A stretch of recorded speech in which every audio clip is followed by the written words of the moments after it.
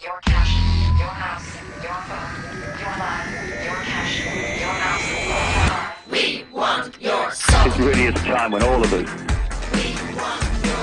have got to start talking louder than ever. The engineered implosion of the economy. The rapid speed of, if you like, globalization. And now they're going to leave us holding the entire bag, not to bail them out, but to get us into greater debt.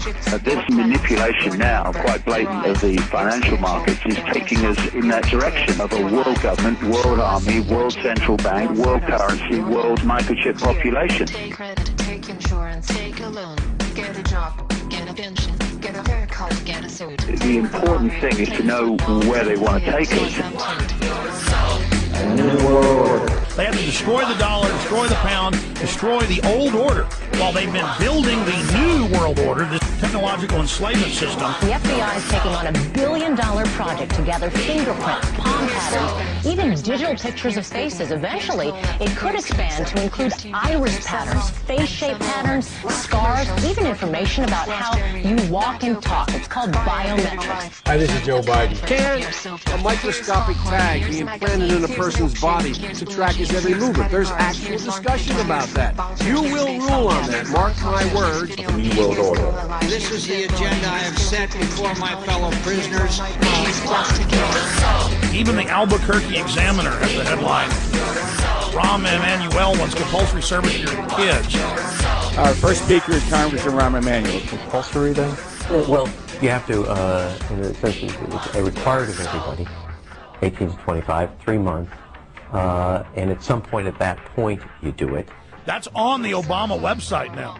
We cannot continue to rely only on our military in order to achieve the national security objectives that we've set. We've got to have a civilian national security force that's just as powerful, just as strong, just as well funded. It says your kids are going to have to go serve the government.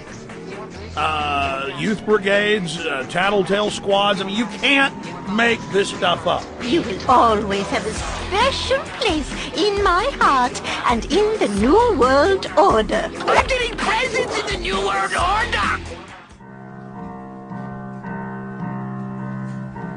Yes, we can, yes, we can, yes, we can, yes, we can, with each other, yes, we can, with each other, yes, we can, with each other, yes, we can, with each other, yes, we can, with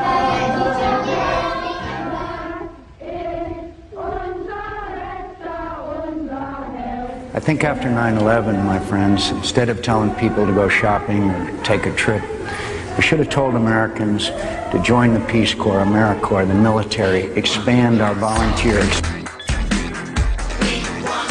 If it's bad now, what is it going to be like for our children and our grandchildren? They're going to have to live most of their lives in this Orwellian nightmare that is moving so fast. They're not even going to live, David. They're not even going to live. In fact, you've written about this before I was even on the scene, but I want you to get into the population plan. Open UN biological diversity assessments.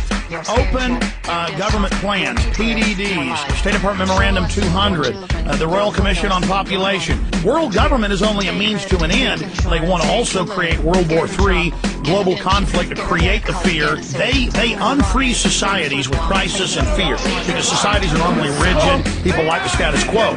But they say it's a danger because they, when things are unfrozen, can mold things the way they want, but also the resistance can mold things. And so this is that window, the enemy's window, our window. That's why all of you have got to shine brighter than ever. We've got to get to the point now where we say, what the heck are we going to do about it?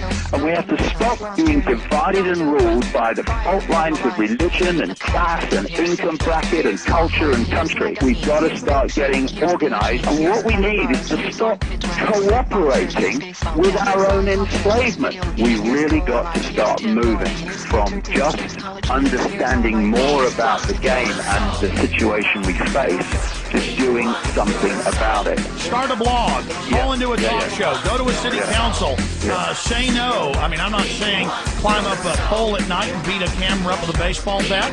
I'm not saying go up on a corporate billboard and spray paint Infowars.com or DavidIke.com. I'm not saying go that far like the founding fathers would have, David.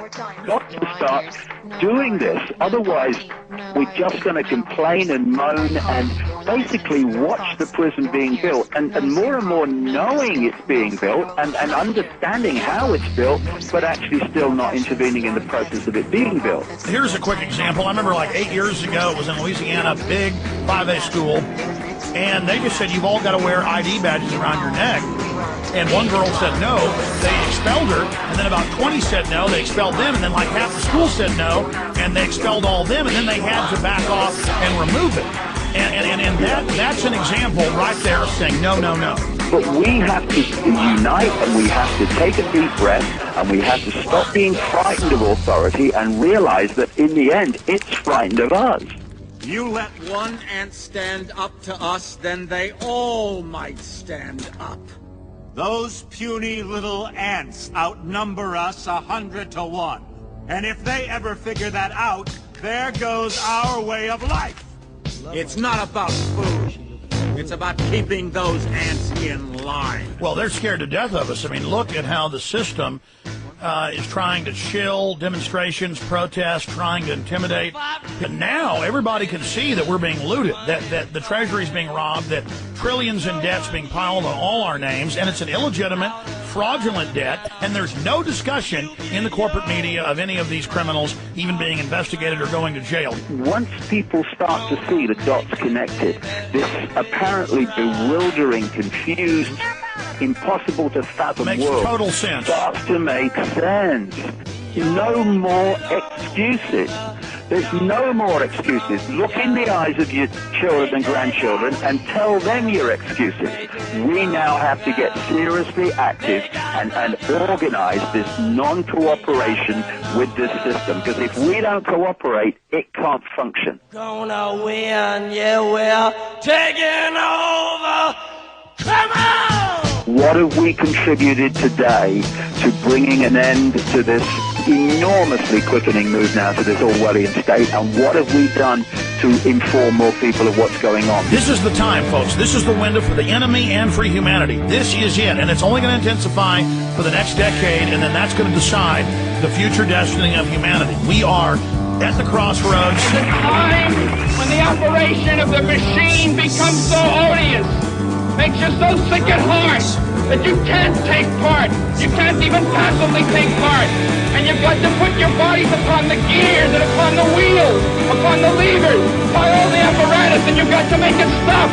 And you've got to indicate to the people who run it, to the people who own it, that unless you're free, the machine will be prevented from working.